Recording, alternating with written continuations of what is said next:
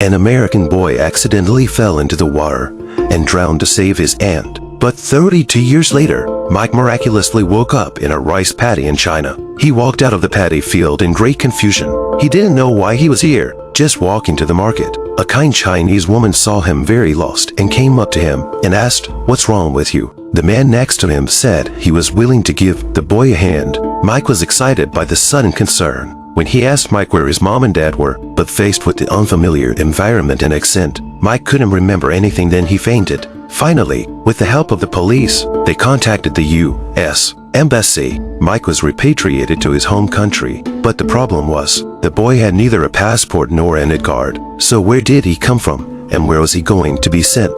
The police speculated that it was most likely kidnapping or child trafficking, but they checked all the major U.S. states. There are no recent cases of missing persons. This can make the case in charge of the agent John very suspicious. Mike seemed traumatized and refused to say anything. The only clue is that the boy's shirt with ACAB written on it may be his name. With Agent John's patience, Mike writes Arcadia on his phone. Agent John thought that would be Mike's hometown. He immediately contacted the sheriff of the local police department, but the other side said there was no such person. There was no missing child named ACAB in the precinct either. Agent John was very puzzled. He looked at Mike in amazement, so he dialed the phone number of the children's home and decided to send the boy away. But the boy insisted that he had parents and a home. The agent looked at the boy's sincere eyes and decided to drive him home. When he arrived at Arcadia, he asked Mike to show him the way. Mike listened and nodded his head with a long-awaited smile on his face. John started the car and set off. They finally arrived at their destination after a long journey. At Mike's signal, John parked the car in front of a family's house. He parked the car and then went to ring the doorbell. The door was opened by an old man. Father Jacob, What's this about? did your son go missing, sir? My I have him. He's okay. son died 32 years ago. Agent John suddenly showed an expression of surprise. Apparently, he must have been looking in the wrong place. He said sorry and intended to leave. But at that moment, ACAB, who was hiding, suddenly ran up the steps, shouting for his father and jumping into the old man's arms. The father thought he was hallucinating in his old age. How could this be? John was completely baffled. What the hell is going on here? At that moment, the man's wife heard the sound and came out. The moment she saw her son ACAB, she was instantly stunned. She could not have imagined that her son, who had been dead for 32 years, would suddenly appear. She took a few steps back and softly chanted her son's name, ACAB. She then brought her son inside while George was at the door to tell Agent John about his son's drowning at the river when he was 8 years old. He refused to believe that his son, who had been dead for 32 years, could come back to life. But ACAB was exactly the same as when he drowned, and even wearing his clothes exactly as when he disappeared.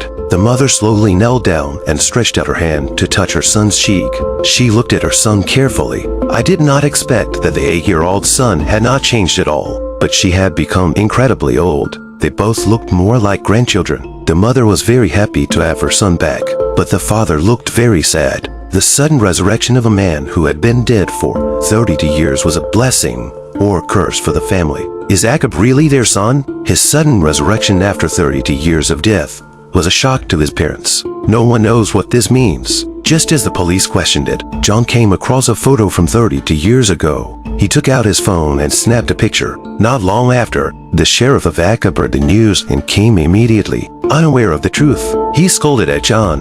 Why to say his son is still alive, which will make him very sad. The brother hurriedly went up to dissuade him. At that moment, ACAB suddenly appeared and greeted the uncle warmly. The uncle frowned in his tracks. Fortunately, it was daytime. If it was nighttime, it would be very scary. He was just about to go up to confirm that it was not a ghost when ACAB suddenly fell down and had a full-body convulsion. John rushed to pick up the boy and took him to the local hospital and got a female doctor and instructed her to check carefully if the boy had been abused. When the doctor took a stethoscope in ACAB's chest, she found that she could not hear any sound. The doctor thought the stethoscope was malfunctioning, so she picked it up and tapped the heartbeat a few times before it became clear. She put the stethoscope to ACAB's chest again to check, and only then did she hear the heartbeat. Outside the door, Agent John was on the phone with his female supervisor. The female supervisor learned that the boy's parents were in their 60s and suggested that they get a DNA test. If the results don't match,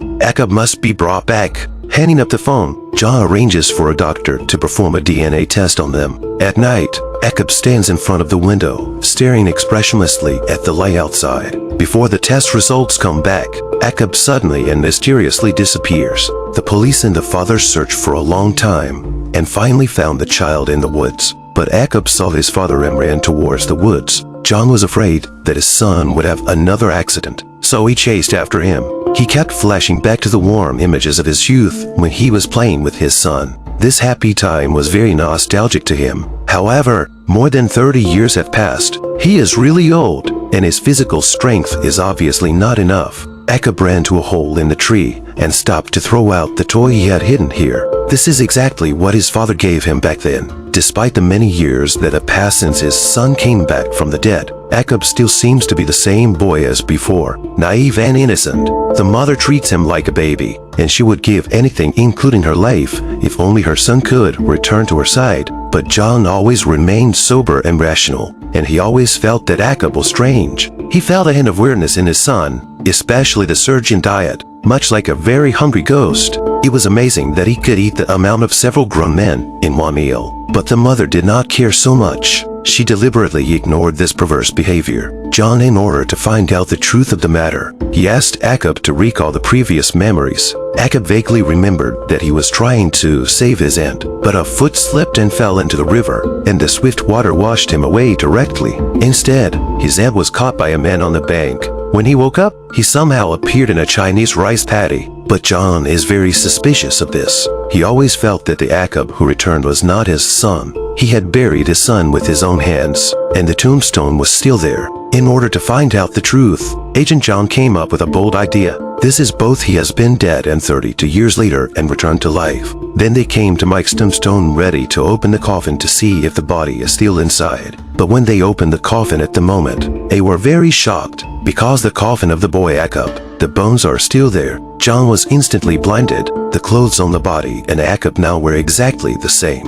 If the boy lying in the coffin was Jacob, then who was the boy at home? John deliberately cut off a piece of collar to compare, except for the newness of the old, but the exact same.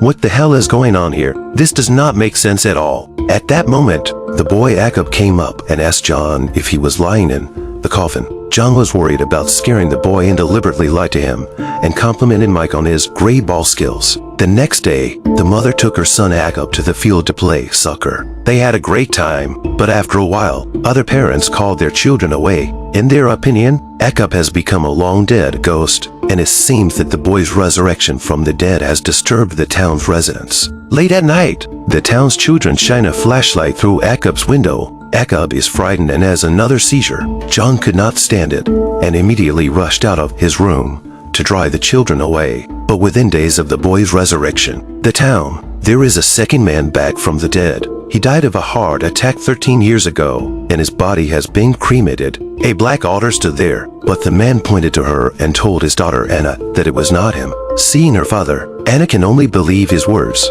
but the brother suspects that this father is a fake. Now, two people have come back from the dead. Agent John's desire to find out the answer grew stronger. So, the next day, in the company of a female doctor, they found the river where Jacob fell into the water. The female doctor told John that her mother had drowned with Jacob, and she had tried to find the truth, but it was all in vain. After the resurrection of the man, only a few days after the resurrection, to carry a hoe to the woods to dig up the soil with a marker. The original, come 13 years ago, he robbed a money truck with his accomplice. He buried all the money in the woods. He just buried it well due to too much excitement led to a sudden heart attack and died. Now, after resurrection, the man only wanted to find the money back to his children, but he dug for half a day but there was nothing. He suspected that his accomplice had taken the money. The man was so angry that he came to the Potter's house with a hammer to ask where the money was. The accomplice wanted the money, but not his life. The man killed his accomplice in anger and then robbed the money truck again using the same modus operandi as 13 years ago. He wanted to leave the money to his beloved daughter, but now there is surveillance everywhere, and before he can give the money to his daughter, he is already surrounded by police. The daughter also lost her job because of her father's crime. She runs to the prison to fight with her father. The man becomes more violent because of his daughter's lack of understanding. John came to the prison to find some clues from the man, but the moment John turned to pour water, the man who came back from the dead disappeared. He investigated the surveillance and could not find any clues. So will Mike, who came back from the dead, disappear with him?